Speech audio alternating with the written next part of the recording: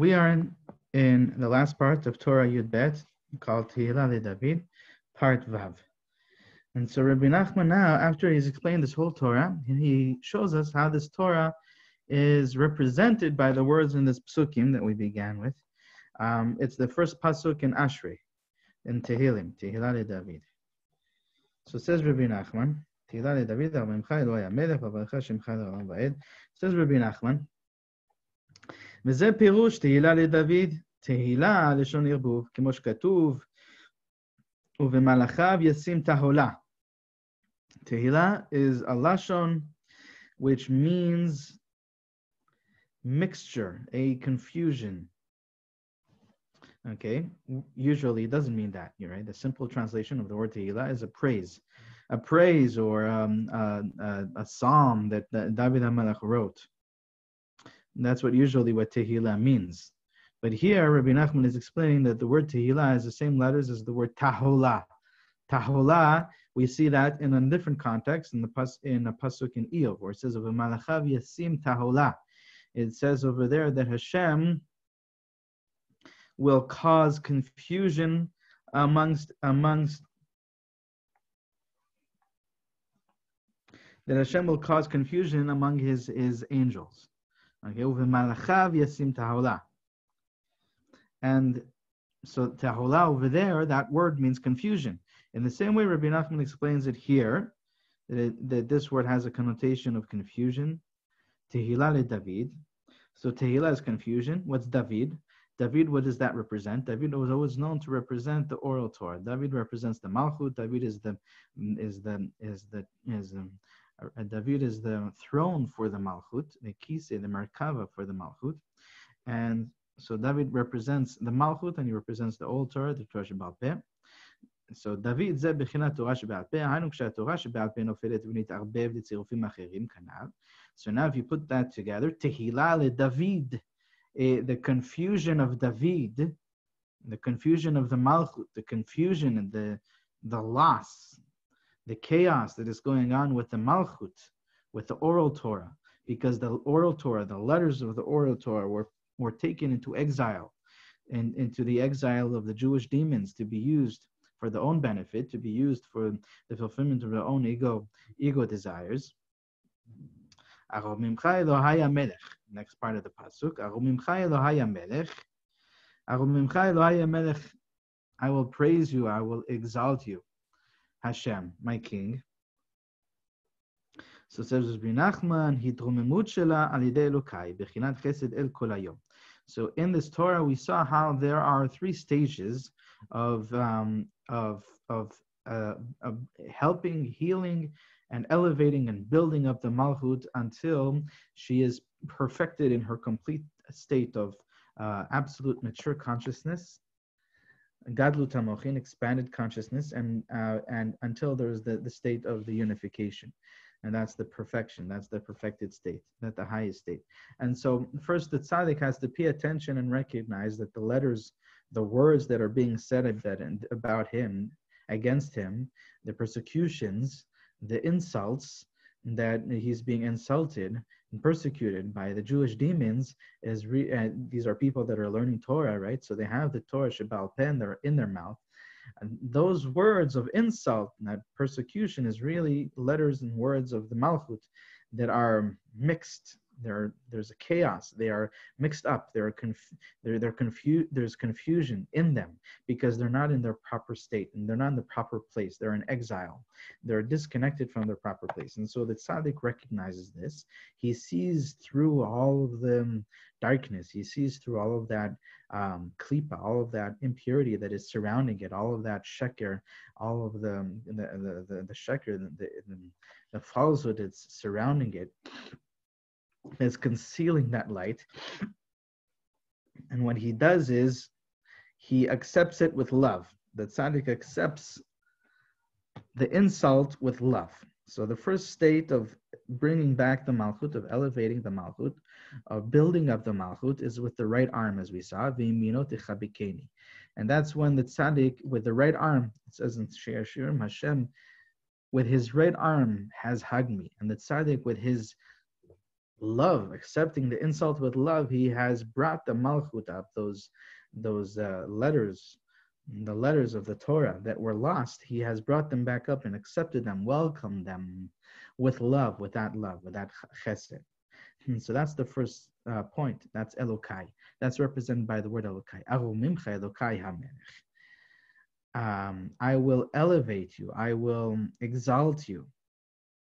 Elokai is the first stage, and I will elevate the Malchut too. That's Elokai represents Chesed, because the name of Hashem, El Aleph Lamed represents Chesed, as we see in the pasuk Chesed El Kol Hayom. The kindness of Hashem, called El, is constant, is all day. So that's the revelation of Hashem's constant kindness, is from the midah of El. So I will elevate the Malchut first to Elokai, through that love that I'm accepting with love, the insult, the difficulty, the challenges, the adversity. And then the next stage, you elevate her from the love further by not only accepting with love the insult, the persecution, the difficulties, the challenges, but also now feeling joy in that experience. And that's the next level. The first level is complete welcoming what is. Okay, that's kind of like the state that Eckhart Tolle speaks about a lot, right? Being in the present moment, welcoming what is completely. Okay, but even beyond that, it's not just welcoming it, which is something that you're doing here with the sphere of Chagat, Chesed Gibor Tiferet, which is where the right arm is, but you're also loving it. Loving it is being one with it. Okay, love, ahava, love, the word love, ahava is gematria, same numerical value as echad. Okay, because love causes unity. Love is an expression of unity. It's feeling at one with someone. And when that is expressed outward, that's love. When that is felt inward, that's love. That's the echad, that's the unity. And so not only being completely welcoming of the situation that you are in, and that's always the first step, always the first step. Whatever you learn about, and whatever we're going to learn in our shiurim, that I always try to include practical exercises and meditations and all that help a person in their life, the first step is always to be present, is to welcome what is, to be completely accepting of the present moment, of the present situation, to, instead of denying, to welcome. Okay, and that's the first stage here as well.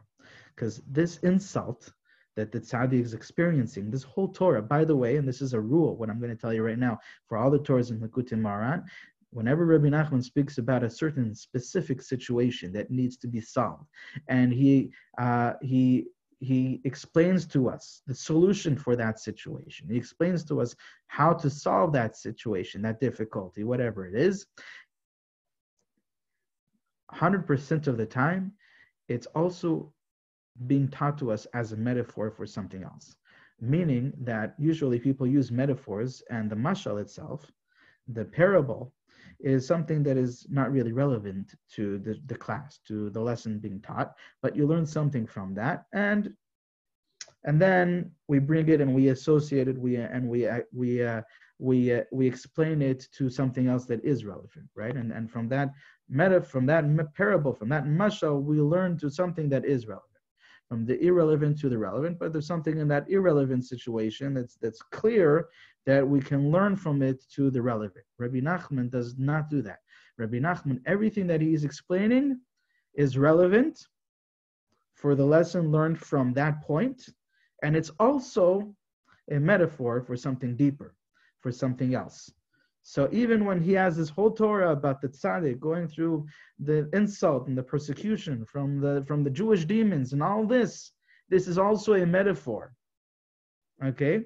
That when we go through adversity, we have to recognize that within that adversity are letters of the Malchut, and it's all from Hashem, and it's in exile, it's in a confused state. And these are the stages of how to rectify that and how to bring the Malchut out of exile. Okay, so this is just one example of that rule. So the first step we said is welcoming what is, welcoming the present. That's always the first step. in every exercise, in every visualization, whatever you're going to do, even a gratitude meditation, whatever it is, first accept what is. Second step is not only to accept what is, to be one with it, love it, because you're loving the Malchut, which is here. You're loving the presence of Hashem that is beyond this concealment. But right here, absolutely present with me right now. Now I'm allowing myself to even my heart to be filled with joy from this light that is being revealed through this consciousness. And so that joy is the Malchut, is the Bina, is the higher Malchut. The Bina is the higher Malchut. It's the second Hey, the higher Hey of Yud Kei Vav Kei. And that's in the heart, that's experienced in the heart. And so from Chesed, you're elevating the Malchut to the Bina. And so the Bina is called Hamelech. The Bina is called the king, because the heart, which is the Bina, Bina Liba, the heart, as the Sefer Yetzirah describes, is like the king in the army. Okay, the king at war. Melech b'milchama. The heart in the soul, the heart's function in the soul of a person is just like a king at war. He is the leader, and he is sending out all of his troops where they need to be, in the right, and giving each one of them their role in order to make sure that everyone survives and everyone is healthy. That's what the heart is doing constantly, sending out the troops, sending out all of the nutrients to every part of the body in the right way, in the right place, at the right time. So the heart is the king. So that's the Bina Liba. And we said in the past how the Bina is the higher Malchut, and that's why the Bina is also called the king. So Aromimcha, I exalt you, Hashem, Elokai. I exalt you, exalt and elevate the Malchut to the level of Elokai, which is Chesed, love, the right arm. Hamelech is the next level. It's the Bina, it's the heart, it's the joy. And then Vavaricha Shimcha. And then I will bless your name. What does that mean? Hainu achar kach ma'ale et haTorah shebe'al peh libchinat chokhma kanal. Hanikram baruch Hashem ribui devircha'an. Ki hachokhma hi mekor habiracha. The third stage, the third level that we have elevated the Malchut to is the Chachma, from Bina to Chachma. And Chachma, we spoke about how that state of consciousness that is received, when the Malchut receives that from the Chachma, that builds her to be able to have the unification on the level of neshikin, of kissing.